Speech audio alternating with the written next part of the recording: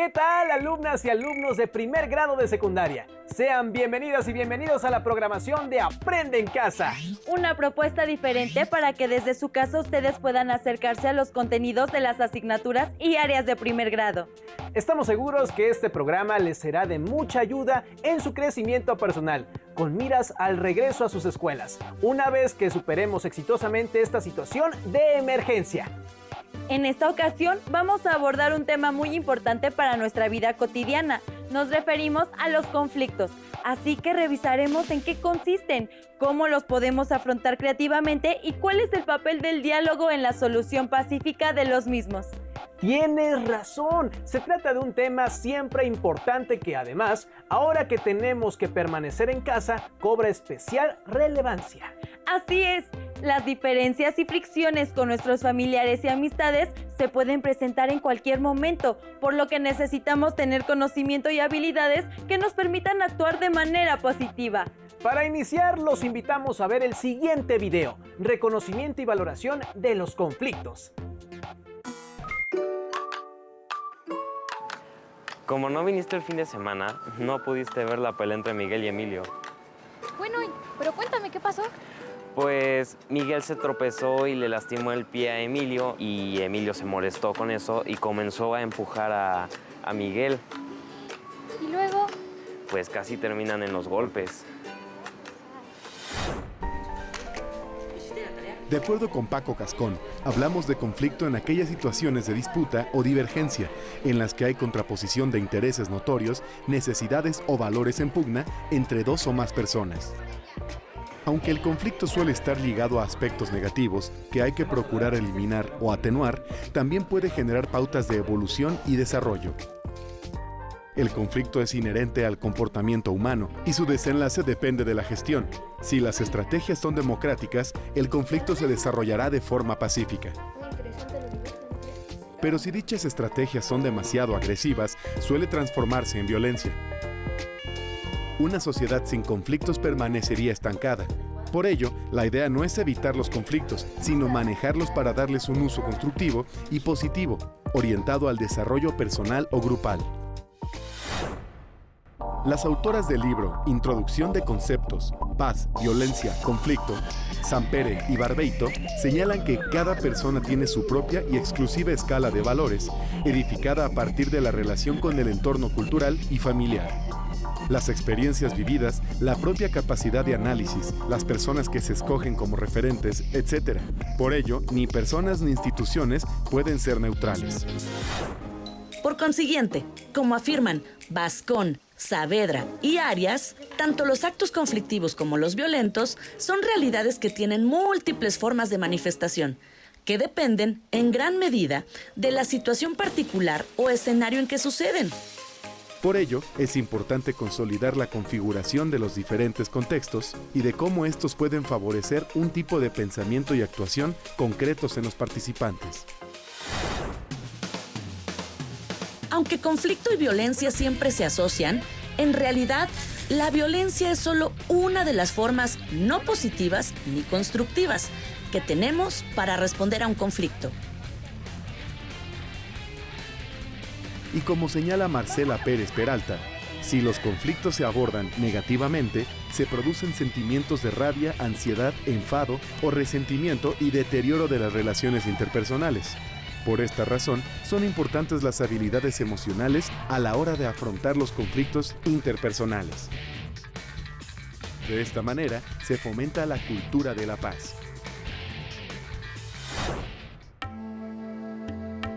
Mohandas Karamchand Gandhi, mejor conocido como Mahatma Gandhi, ejemplificó una manera de enfrentar el conflicto a través de la desobediencia civil y la resistencia pacífica. Fue tal su influencia que logró liberar a la India de la opresión en que la mantenía Gran Bretaña. Para ello, puso en marcha un método de acción denominado Satyagraha, basado en la protesta sin violencia. No obstante lo anterior, Gandhi fue encarcelado y agredido, pero jamás respondió de la misma manera. Hoy en día se recuerda la importancia que tuvo su actuar en pro de la cultura de la paz. ¿Y luego qué pasó? Pues pues Miguel le comentó a Emilio que tenía un problema con su visión, que no podía ver bien y que eso era la causa de sus caídas frecuentes. Oh, ya veo. ¿Y qué? ¿Pudieron encontrar algo? Pues sí, Emilio y yo decidimos buscar alguna fundación para ayudar a Miguel con su problema y encontramos a Fundación Ver Bien y afortunadamente van a atender a Miguel para ayudarlo con su problema. ¡Qué bueno! Sí, es muy buena noticia y hasta ahora se están llevando súper bien, se ve que van a ser muy grandes amigos ¿Y tú, cómo respondes ante un conflicto? ¿Qué valores son necesarios para generar una cultura de paz? Como hemos visto, el conflicto es una divergencia de formas de entender las cosas y de reaccionar ante ellas, y es inherente a la convivencia humana, es decir, es algo propio de todas las personas que siempre va a estar presente en nuestras vidas. Lo importante, como se dice en el video, es cómo lo gestionamos. En otras palabras, cómo respondemos ante él. Por lo general, tendemos a asociar el conflicto con la violencia, pero esta última es solo una de las formas posibles de responder al conflicto. Y de verdad, es el peor de los modos. Necesitamos formas alternativas de manejarlo. El siguiente video nos ofrece elementos para comprender cómo funciona el conflicto y cómo podemos responder de manera constructiva ante él. Los invitamos a ver el video Los elementos de los conflictos.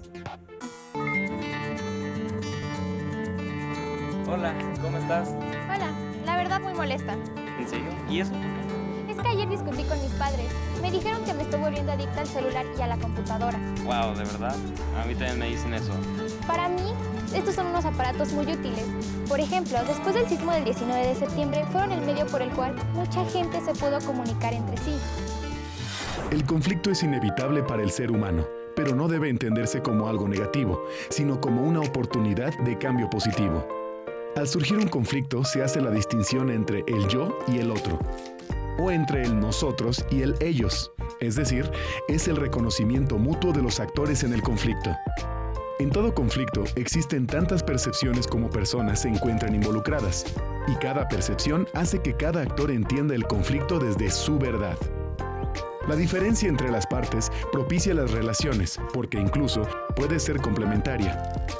Sin embargo, para que exista un conflicto, en principio, debe haber diferencia. Si la diferencia no es suficiente, entonces, ¿por qué surgen los conflictos? Analicemos los elementos del conflicto. Los elementos básicos del conflicto son tres: el problema, las personas involucradas y el proceso. El problema. Analizar el problema nos permite entender un conflicto, y para entender la magnitud de este, debemos separar lo fundamental de lo accesorio, comprender sus causas, intereses o valores involucrados, y finalmente, verificar que los datos sean correctos. Por ejemplo, en el sismo de 2017, podemos identificar dos posturas encontradas en cuanto a formas y medios de comunicarse. Un sector de la sociedad se comunica a través de los medios tradicionales, TV, radio, periódico, y otros lo hacen mediante las redes sociales. Las personas involucradas. Se identifica a las partes involucradas, sin confundir a las personas, que son quienes representan el conflicto, con el conflicto mismo. Un sector de la sociedad argumenta que las redes sociales no reportan beneficios porque se usan solamente de manera negativa, mientras que el otro sector argumenta que el uso de las redes sociales debe aprovecharse por el potencial que tiene en diversas actividades de la vida cotidiana y en la vida académica, lo que nos permitirá conocer cómo es que los implicados se relacionan y valoran en esa situación. ¿Cómo es que las partes involucradas manifiestan sus sentimientos y emociones? ¿De qué manera estos sentimientos y emociones condicionan las percepciones que se tienen en torno al problema? ¿Cuáles son sus actitudes ante el conflicto? El proceso. Por último, se analiza la manera en que ha evolucionado el conflicto. ¿Cómo se definen las posiciones de los participantes? ¿Cómo varían estas relaciones de poder que tienen los involucrados en el conflicto? ¿Cómo es que los participantes conciben la situación y de qué manera se ha comportado cada uno para obtener lo que desea? Pero, ¿qué hacer para resolver el conflicto? 1. Definir adecuadamente el conflicto, identificando todos sus componentes. 2. Establecer cuáles son los objetivos y ordenarlos según su importancia.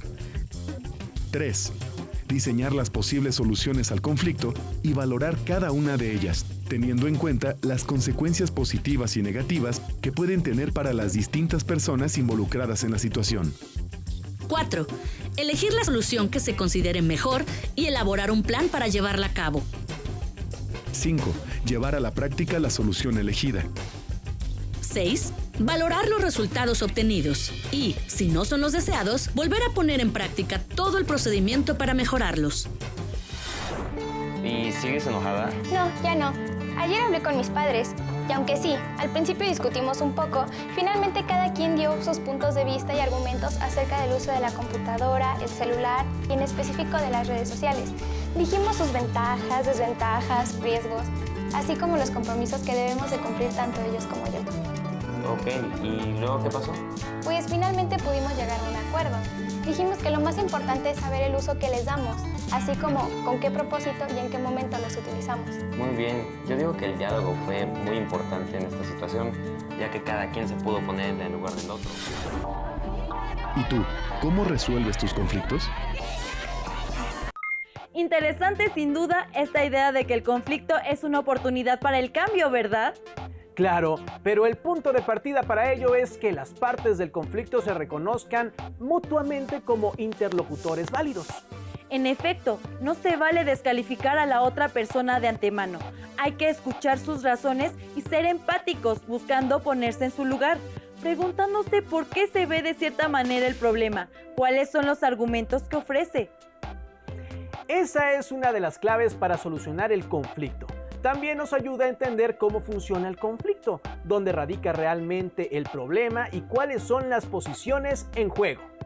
Es verdad, porque luego ocurre que estamos discutiendo por discutir o nos desviamos hacia aspectos secundarios que no son el núcleo del conflicto. Todo ello es importante, pero la gran herramienta para resolver conflictos es el diálogo, como veremos en el siguiente video, el diálogo y la solución de conflictos. ¡Disfrútenlo!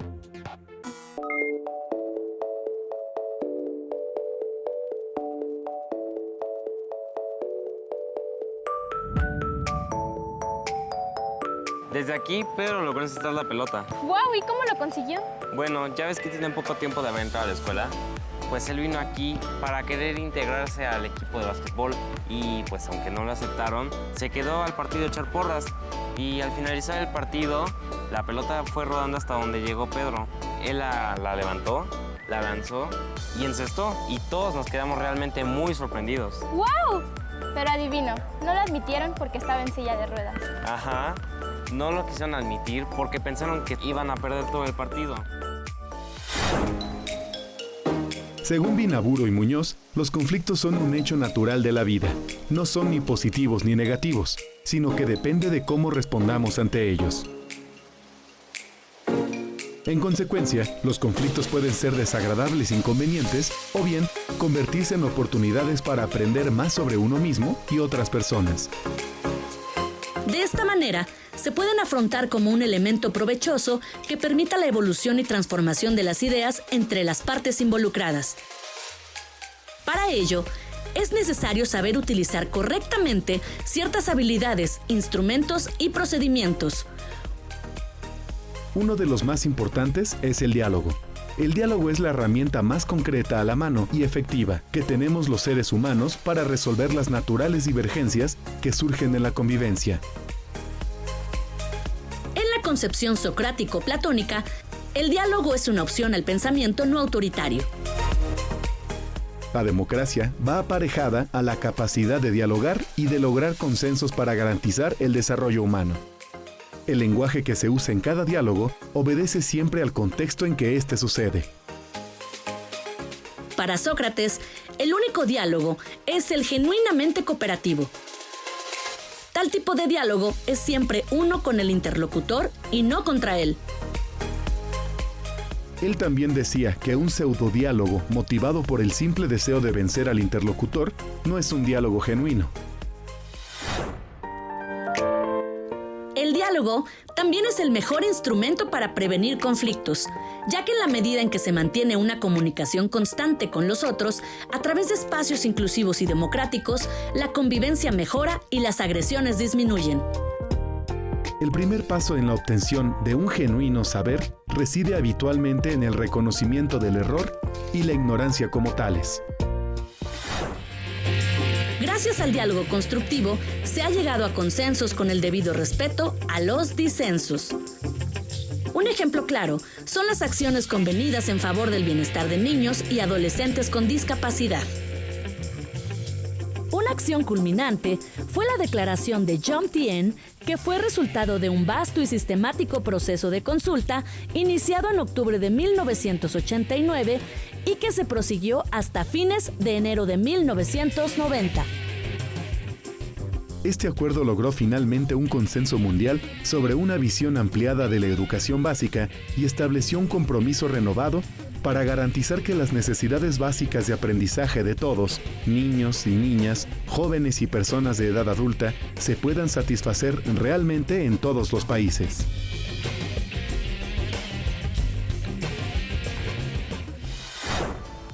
Y después de todo, el entrenador invitó a todos los compañeros a dialogar sobre el caso de Pedro.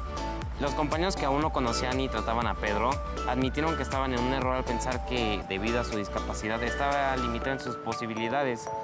Después, el entrenador invitó a Pedro a que formara parte del equipo desde los entrenamientos para tener un mejor resultado.